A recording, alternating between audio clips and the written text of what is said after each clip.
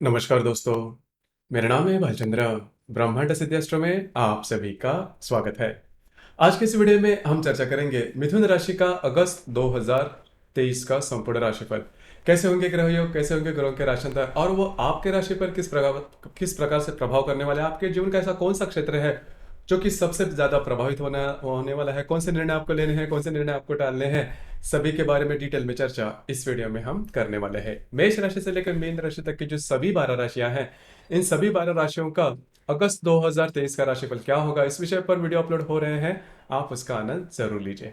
तो आज के इस वीडियो में हम चर्चा करेंगे मिथुन राशि का अगस्त 2023 का संपूर्ण राशिफल। सबसे पहले हम चर्चा करेंगे आपका जो स्वास्थ्य है, मतलब मानसिक और शारीरिक स्वास्थ्य आपका किस प्रकार का होगा। जैसे कि आपके राशि का जो स्वामी है बुध, जो कि आपके तृतीय भाव में भ्रमण कर रहा है और दिनांक 24 तारीख के बाद यह जो बुध है वो वक्री हो जाएगा। उसी प्रकार आपके राशि का सबसे महत्वपूर्ण ग्रह स्वास्थ्य के बारे में, जो कि है मंगल।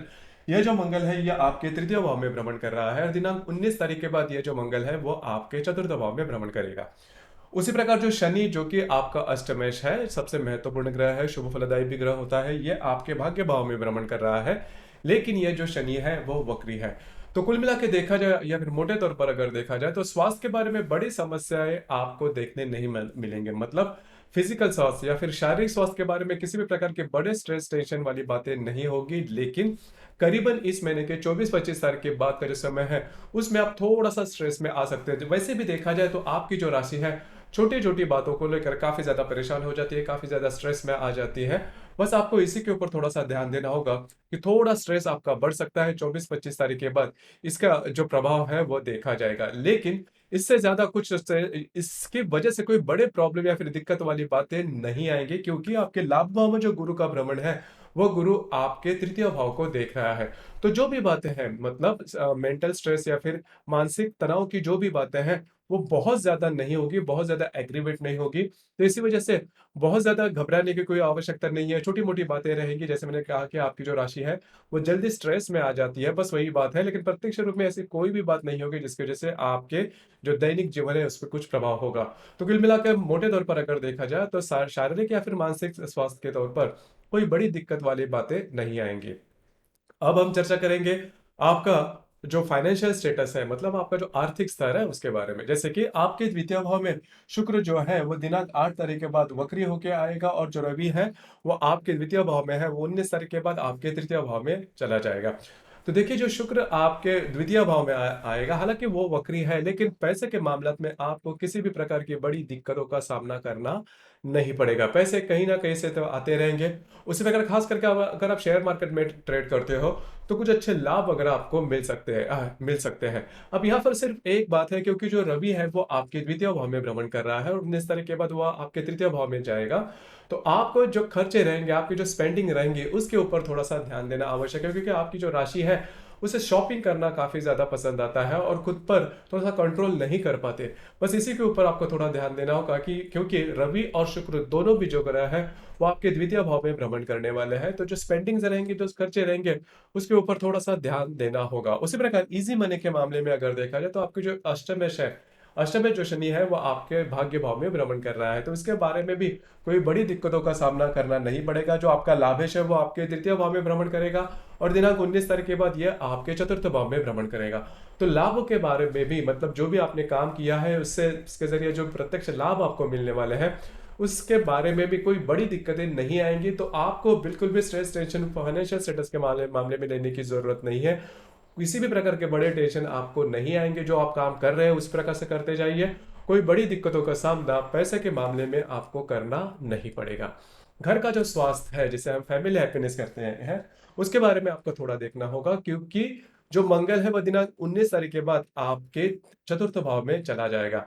अब यहाँ पर एक बात है कि करीबन इस महीने के 19-20 तारीख तक का जो समय है उसमें आपके जो भाई बहन होंगे उनके साथ छोटी मोटी बातों को लेकर तकरार हो सकती है, क्योंकि यहाँ रवि भी आने वाला है और मंगल जो है पिछले करीबन 15-20 दिनों से आपके तृतीय भाव में भ्रमण कर रहा है। हालांकि वो आपको काफी ज्यादा एक्टिव बना चुका है, लेकिन थोड़ा स्ट्रेस टेंशन आपको आएगा, खास करके घर के मामलात में अगर देखा जाए तो घर के जो लोग हैं करीबन इस महीने के 20-22 तारीख के समय के बाद का जो समय है उसमें घर के जो लोग हैं उनके साथ छोटी मोटी बातों को लेकर तकरार हो सकती है। आपको स्वयं पर थोड़ा सा कंट्रोल करना होगा। हालांकि जो मंगल है वो अकेला है इस भाव में, लेकिन वो कन्या राशि का है, तो आपको इसके संदर्भ में थोड़ा सा ध्यान देना होगा। उसके बाद हम चर्चा करेंगे, अगर आप किसी के प्रेम में हो या फिर रिलेशनशिप में है, तो आपका जो पंचमेश है, जो शुक्र है, जो कि आपके तृतीय भाव में भ्रमण कर रहा है, वक्री है, और दिनांक 8 तारीख के बाद ये आपके द्वितीय भाव में भ्रमण करेगा। तो यहाँ पर यदि आप किसी के रिलेशनशिप में हैं, तो वहां पर छोटी मोटी बातों को लेकर तकरार हो सकती है, मिसअंडरस्टैंडिंग आ सकती है, या फिर जो मामला है वो ब्रेकअप तक भी पहुंच सकता है। तो आपको थोड़ा सा ध्यान देना होगा, ये बात जान लेना बहुत ज्यादा आवश्यक है।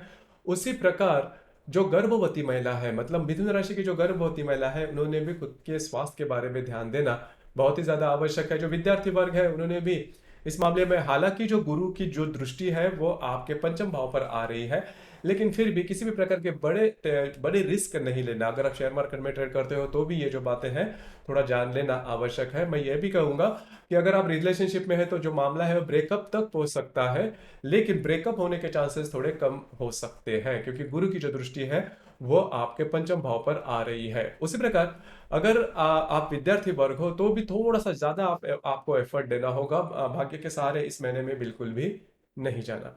अब हम चर्चा करेंगे कि यदि आप विवाहित हो, तो आपका जो सप्तमेश है गुरु, जो कि आपके लाभ भाव में भ्रमण कर रहा है, और वो नवम दृष्टि से आपके सप्तम भाव को ही देख रहा है, तो बिल्कुल भी चिंता करने की जरूरत नहीं है। गुरु को जो है वो आपके लिए काफी महत्वपूर्ण होगा।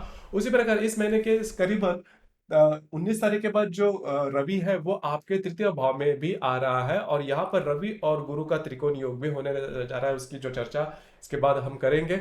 लेकिन यहाँ पर मैं आपको ये कहना चाहूंगा कि जो व्यक्ति, मतलब जो मिथुन राशि के व्यक्ति विवाह करना चाहते हैं, उनके लिए ये जो संपूर्ण महीना है वो बहुत ही ज्यादा शुभ फलदायी साबित होगा। खास करके 18-19 तारीख के बाद का जो समय है वो आपके लिए काफी महत्वपूर्ण और शुभ फलदायी साबित होगा। मतलब विवाह होने या फिर विवाह से रिलेटेड जो अनुकूल जो बातें हैं वो होना, इस प्रकार की जो संभावना है वो काफी ज्यादा बनती है। तो इस मामले में भी देखा जाए तो जो जो समय है आपके लिए खासा ठीक होगा, अच्छा होगा, शुभ फलदायी साबित होगा।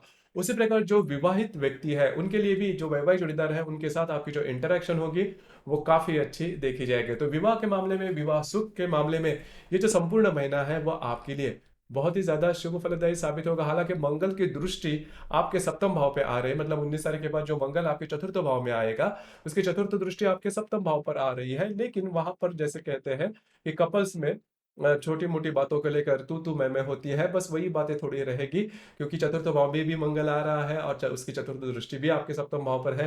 तो आपके घर के जो लोग होंगे उनके साथ, और आपके जो वैवाहिक जोड़ीदार है उनके साथ छोटी मोटी बातों को लेकर तकरार हो सकती है। लेकिन जैसे मैंने कहा कि आपकी जो राशि है छोटी मोटी बातों का स्ट्रेस जल्दी ले लेती है, बस आपको उसी के ऊपर थोड़ा थोड़ा सा कंट्रोल करना आवश्यक होगा। अब हम चर्चा करेंगे आपके करियर के मामले में। करियर के मामले में अगर देखा जाए तो आपका जो दशमेश है, कर्मेश है, जो कि गुरु है, जो आपके लाभ भाव में भ्रमण कर रहा है, और यहाँ पर जो मंगल की दृष्टि आपके दशम भाव पर आ रही है। बस यहाँ पर आपको एक दो बातों का ध्यान देना होगा।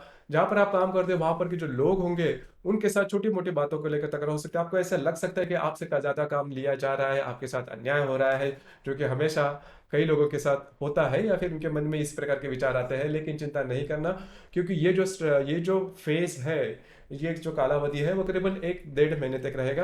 उसके बाद जो बातें हैं वो काफी नॉर्मल हो जाएगी। तो इसके चलते ज्यादा स्ट्रेस में नहीं आना, क्योंकि चतुर्थ भाव का जो मंगल है, जो कि कन्या राशि में आपके लिए आता है, वो हर एक फील्ड में, जैसे कि मैंने कहा कि आपके जो फैमिली मेंबर्स होंगे उनके साथ, वैवाहिक जोड़ीदार है उनके साथ, जहां पर आप काम करते हो उनके साथ छोटी मोटी बातों को लेकर तकरार हो सकती है। लेकिन इसके चलते बहुत बड़े निर्णय नहीं लेना, क्योंकि आपके राशि के लिए जो मंगल है वो नंबर 1 का अशुभ ग्रह माना जाता है, जो कि चतुर्थ भाव में शत्रु राशि में आने वाला है। और यहाँ पर जो बुध है, जो कि कन्या राशि का स्वामी है, वो भी वक्री होने जा रहा है 24 तारीख को आपके तृतीय भाव में। तो इस वजह से 24-25 तारीख, मतलब करीबन 20-22 तारीख के बाद का जो समय है वो आपके लिए थोड़ा सा मेंटल प्रेशर थोड़ा सा ला सकता है। इन्हीं क्षेत्रों के बारे में थोड़ा सा खुद पर कंट्रोल करना, संयम रखना आवश्यक होगा। तो करियर के मामले में बहुत ज्यादा दिक्कतों का सामना आपको करना नहीं पड़ेगा। तो कुल मिला के देखा जाए तो इस महीने में जो महत्वपूर्ण ग्रह आपके राशि के लिए होते हैं, जैसे कि शुक्र, जो कि वक्री होने जा रहा है 8 तारीख के बाद, 8 तारीख मतलब जो वक्री है, और 8 तारीख के बाद आपके द्वितीय भाव में आएगा। जो बुध है, जो कि आप ही के राशि का स्वामी है, 24 तारीख के बाद आपके तृतीय भाव में वक्री होने जा रहा है। तो थोड़ा सा शांत रहिए, ज्यादा स्ट्रेस नहीं लेना। मैं यही बात बिल्कुल कहूंगा कि कोई भी बात, कोई भी दिक्कतें अगर आपको सामने आती है, तो उसके एंड रिजल्ट प्रत्यक्ष रूप में आपको नहीं मिलेंगे। सिर्फ विचार करके ही आप बहुत ज़्यादा थक जाओगे, एग्ज़ॉस्ट हो जाओगे, लेकिन स्ट्रेस टेंशन बिल्कुल भी नहीं लेना। अब हम चर्चा करेंगे ग्रह योगों के बारे में। ग्रह योगों का जो परिणाम होता है, हालाँकि वो 2-3 दिनों का लिए होता है, लेकिन मिलता ज़रूर है। जैसे कि दिनांक 1 तारीख को मंगल और गुरु का त्रिकोण योग होने जा रहा है। जैसे मैंने अभी शुरुआत में कहा कि जो विवाह-सुख जो युवक-युवतियाँ हैं, उनके लिए जो कालावधि काफ़ी अच्छा है। तो दिनांक 1 तारीख को मतलब 1 अगस्त को ही मंगल और गुरु का त्रिकोण योग होने जा रहा है। गुरु जो कि आपके लाभ भाव में भ्रमण कर रहा है और जो मंगल आपके तृतीय भाव में भ्रमण कर रहा है, दोनों का त्रिकोण योग होने जा रहा है। तो विवाह के चांसेस काफ़ी ज़्यादा बनते हैं। ईज़ी मनी आपको मिल सकता है, घूमना-फिरना ज़्यादा हो सकता है। आपके जो वैवाहिक जोड़ीदार है, उनके साथ भी आपकी जो रिलेशनशिप है काफ़ी अच्छी देखी जाएगी। तो कुल मिला के देखा जाए तो 1, 2, 3 तारीख तक का जो समय है, वो आपके लिए बहुत ही ज़्यादा शुभ फलदायी साबित होगा। आप बहुत ज़्यादा एक्टिव नज़र आओगे। जो भी काम आप हाथ में लोगे, वो पूरे होते हुए नज़र आएँगे। उसी प्रकार दिनांक 9 तारीख को बुध और गुरु का त्रिकोण योग भी होने जा रहा है। गुरु जो कि आपका सप्तमेश है, दशमेश है, गुरु और बुध जो कि आपका लग्नेश चतुर्थेश है, दोनों का त्रिकोण योग होने जा रहा है तृतीय और लाभ भाव में। बहुत ही अच्छा, बहुत ही ज्यादा शुभ फलदायी योग है। इसमें घर के जो लोग हैं उनके साथ आपकी जो इंटरेक्शन होगी वो काफी अच्छी देखी जाएगी। जो व्यक्ति अ, उनके जॉब के बारे में या फिर बिजनेस के बारे में कुछ बातें सोच रहे हैं, उनके लिए भी कई ऐसे नए आइडियाज वगैरह आ सकते हैं। अगर कोई दिक्कतों का सामना करना पड़ रहा है, तो उससे आप बाहर भी निकलोगे। तो कुल मिला के देखा जाए तो बुध गुरु के जो त्रिकोण योग है बहुत ही ज्यादा शुभ फलदायी साबित होगा। आपके जो मित्र परिवार है, उनसे आपको कुछ अच्छी सलाह मिल सकते हैं, कुछ अच्छे लाभ वगैरह मिल सकते हैं। उसी प्रकार जो फिर से मैं वही कहूंगा कि जो विवाह सुख जो व्यक्ति है, उनके लिए भी ये जो कालावधि है बहुत ज्यादा शुभ फलदायी साबित होगा। लेकिन दिनांक 9 तारीख को शुक्र और हर्षल का केंद्र योग भी देखा जा सकता है। तो शुक्र जो हर्षल जो कि आपके द्वितीय भाव लाभ भाव में भ्रमण कर रहा है, उसके साथ आपके द्वितीय भाव का जो शुक्र है वह केंद्र योग करने जा रहा है। तो यहाँ पर सिर्फ आपको आपके जो स्पेंडिंग्स रहेंगे उसके ऊपर थोड़ा सा ध्यान देना होगा। स्पेंडिंग खर्चे ज्यादा हो सकते हैं और अनावश्यक हो सकते हैं। मैंने जैसे कहा कि आपकी जो राशि है स्पेंडिंग करने के लिए, खर्चे करने में थोड़े से आगे रहती है, बस आपको उसी के ऊपर थोड़ा सा ध्यान देना होगा। स्पेंडिंग ज्यादा खर्चे नहीं करना। उसी प्रकार दिनांक 13 तारीख को रवि और शुक्र की युति होने जा रहे हैं। रवि जो कि आपका तृतीयेश है, शुक्र जो है वो आपका व्ययश है या फिर आपका पंचमेश भी है। तो यहाँ पर यदि आप किसी के रिलेशनशिप में हैं, उनके साथ कहीं बाहर घूमना फिरना पड़ सकता है या फिर उनके लिए कुछ खर्चे वगैरह करना पड़ सकते हैं। हालांकि आपको घूमना फिरना ज्यादा पड़ सकता है। आपकी जो वैवाहिक जोड़ीदार उनके साथ भी आपकी जो इंटरेक्शन है वह इन दिनों में काफी अच्छी देखी जाएगी। उसी प्रकार दिनांक 16 तारीख को रवि और हर्षल का केंद्र योग होने जा रहा है। रवि जो कि आपके द्वितीय भाव में भ्रमण कर रहा है, जो हर्षल आपके लाभ भाव में भ्रमण कर रहा है, दोनों का केंद्र योग होने जा रहा है। तो इन दिनों में पैसे के मामले में जो इन्वेस्टमेंट है, खर्चे हैं, इस प्रकार की जो बातें हैं वो नहीं करना, क्योंकि इसमें भी मतलब दिनांक 16 तारीख के आसपास भी आपके थोड़े खर्चे ज्यादा हो सकते हैं। तो उसके ऊपर थोड़ा सा ध्यान दीजिए। मंगल और हर्षल का त्रिकोण योग भी इन दिनों में होने जा रहे हैं। मंगल जो कि आपके तृतीय भाव में भ्रमण करेगा, उसके साथ जो हर्षल आपके लाभ भाव में भ्रमण करेगा, दोनों का त्रिकोण योग होने जा रहा है। बहुत ही अच्छा और बहुत ही ज्यादा शुभ फलदायी योग होगा। यह जो मंगल है वो आपका लाभेश भी है और आपका षष्ठेश भी है, तृतीय भाव में भ्रमण कर रहा है और हर्षल के साथ त्रिकोण योग। तो खास करके जो भी आपका कार्य क्षेत्र है उससे रिलेटेड कुछ अच्छी बातें हो सकती है। जो व्यक्ति मतलब जो मिथुन राशि के व्यक्ति नई जॉब के बारे में सोच रहे हैं, रिसर्च कर रहे हैं, उनके लिए भी ये जो कालावधि है बहुत ही अच्छा और शुभ फलदायी साबित होगा। आपको जॉब के अपॉर्चुनिटी वगैरह काफी अच्छे आ सकते हैं। मित्र परिवार जो है उनसे काफी अच्छी मदद मिल सकती है। प्रत्यक्ष लाभ के बारे में अनपेक्षित कुछ लाभ ऐसे मिल सकते हैं जिसके बारे में आपने सोचा भी नहीं था। तो कुल मिला के देखा जाए तो मंगल और हर्षल का ये जो त्रिकोण योग है आपके लिए बहुत ज्यादा शुभ फलदायी साबित होगा। हालांकि आपका घूमना फिरना ज्यादा हो सकता है, लेकिन ये जो योग है आपके लिए काफी महत्वपूर्ण और शुभ फलदायी साबित होगा। उसी प्रकार दिनांक 22 तारीख को मंगल और नेपच्यून का प्रतियोग भी होने जा रहा है। मंगल जो कि आपके चतुर्थ भाव में भ्रमण करेगा, जैसे मैंने कहा कि दिनांक 19 तारीख के बाद जो मंगल है वो आपका चतुर्थ भाव में भ्रमण करेगा और आपके दशम भाव में से नेपच्यून के साथ प्रतियोग करने जा रहा है। यहाँ पर जो नेपच्यून है वो वक्री भी है। तो घर के जो लोग हैं, खास करके जो पुरुष वर्ग है, उनके स्वास्थ्य के बारे में आपको थोड़ा ध्यान देना होगा।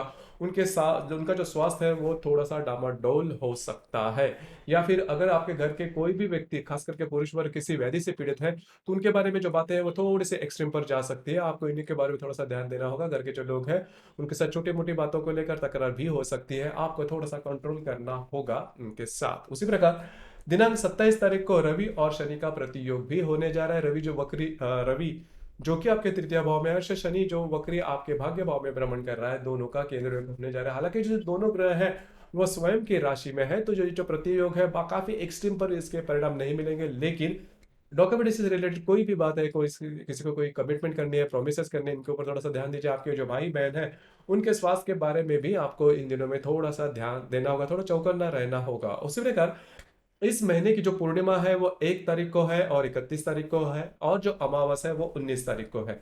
अमावस और पूर्णिमा के दिन होता क्या है कि रविचंद्र का जो आकर्षण होता है पृथ्वी के प्रति, वो काफी ज्यादा पाया जाता है। इस वजह से हमारी जो भावनाएं होती है वो थोड़ी थोड़ी सी ज्यादा तीव्रतम हो जाती है। इस वजह से हम किसी से विरोध में जा सकते हैं, या फिर किसी मतलब ऐसी बातें हो सकती है जिसकी वजह से स्ट्रेस टेंशन ज्यादा आपको आ सकता है। तो क्योंकि अगर आप इमोशंस में ज्यादा होते हैं, भावना, और वैसे भी देखा जाए तो आपकी जो राशि है भावनाओं का उथल पुथल काफी ज्यादा देखी जाती है। तो आपको इन दिनों में मतलब इस महीने के 1, 19 और 31 तारीख को थोड़ा सा ध्यान देना होगा, किसी प्रकार के महत्वपूर्ण काम नहीं करना जिसकी वजह से आपके जीवन की दिशा ही बदल जाए।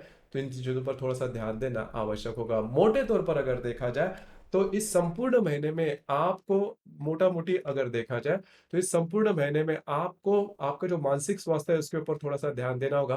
किसी भी प्रकार के महत्वपूर्ण निर्णय नहीं लेना। घर का जो स्वास्थ्य है वो थोड़ा सा ऊपर नीचे रह सकता है, लेकिन पूरा जो आपका स्वास्थ्य है मानसिक शारीरिक को बहुत ज्यादा अफेक्ट नहीं करेगा।